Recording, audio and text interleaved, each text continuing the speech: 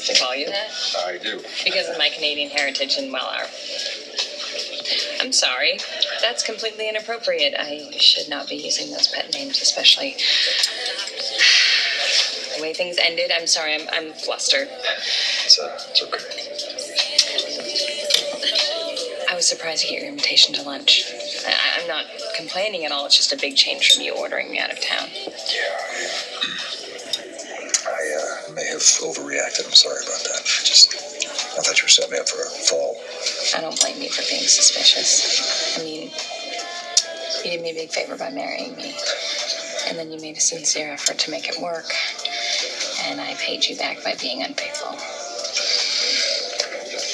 If I was to do it all over, Nathan, I never would have cheated on you. I would have seen our marriage for what it was. The best thing that ever happened to me. No, I've never had more fun in my whole life than when you took me around to all the famous places in New York. And I can't believe you hadn't done most of those things before. When you live there, you kind of take them for granted. People think you're a tourist. You know what I was remembering today? The time we were on the Ellis Island ferry. You were telling me why you became a cop. Because of your sister. It meant so much to meet her today. It was so nice to see her awake and healthy. I had no idea she was so tall. Yeah, it's pretty amazing. When we used to go visit her, she was always so helpless and still. I always appreciated you coming with me to see her. I was happy too. I knew how much she meant to you, and I just wanted to support you.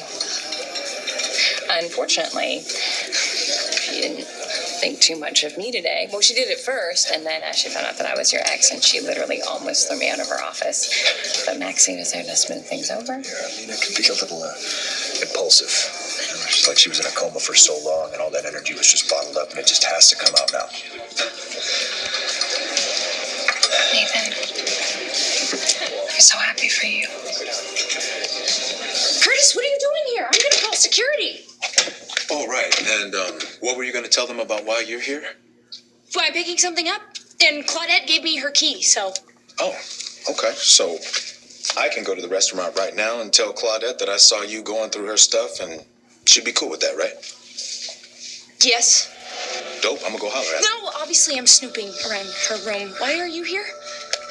Nina hired me to do the same thing. She cannot stand C.J. Bolin. Something about her being a lying, cheating witch and hurting her baby brother.